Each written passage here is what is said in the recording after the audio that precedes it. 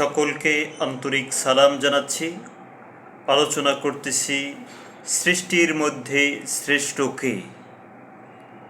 আল্লাহ তাআলা কোরআনুল কারীমের ভিতরে সূরা বনী ইসরাঈল এর ভিতরে ইরশাদ করেছেন, আমি বানি আদমকে ওয়ালাকাদ কাররামনা সম্মানিত করেছি। বানি আদম, বানি আদমকে আল্লাহ তাআলা সম্মানিত করেছেন। এর শেষের অংশে বলা হয়েছে অনেকের চেয়ে তাদের মর্যাদা অনেক শ্রেষ্ঠ। এখানে কিন্তু আল্লাহ তাআলা বলেছেন অনেকের চেয়ে তাদের মর্যাদা অনেক শ্রেষ্ঠ, তার মানে সবচেয়ে শ্রেষ্ঠ সেটা কিন্তু এখান থেকে বোঝা যাচ্ছে না। আল্লাহ তাআলা বানি আদমকে সম্মানিত করেছে। পরের অংশে বলেছে অনেকের চেয়ে অনেক শ্রেষ্ঠ মর্যাদা দিয়েছেন।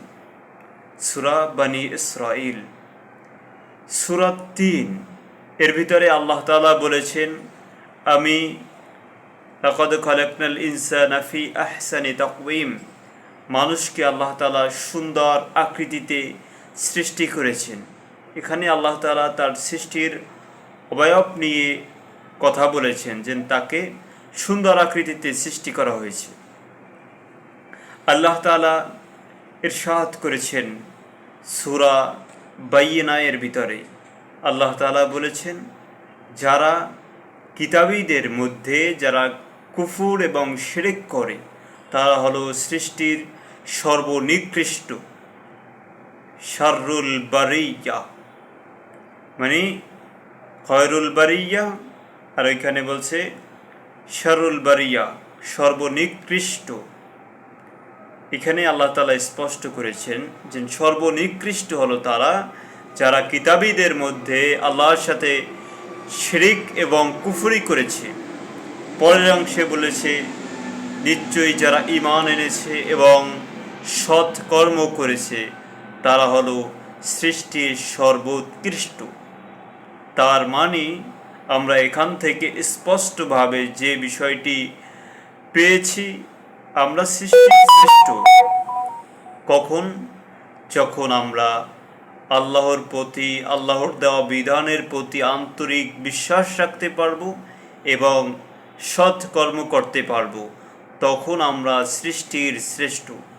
আর যদি তা না হয় তাহলে সৃষ্টির নিকৃষ্ট।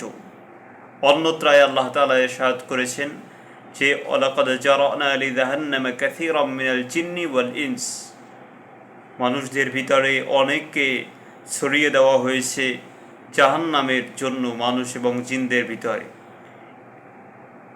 তাদের অন্তর আছে, অন্তর দ্বারা তারা উপলব্ধি করে না, চক্ষু আছে, চক্ষু দ্বারা দেখে না, কর্ণ আছে, কর্ণ দ্বারা শোনে না। তাদের দৃষ্টান্ত হলো তারা পশুর চেয়েও নিকৃষ্ট।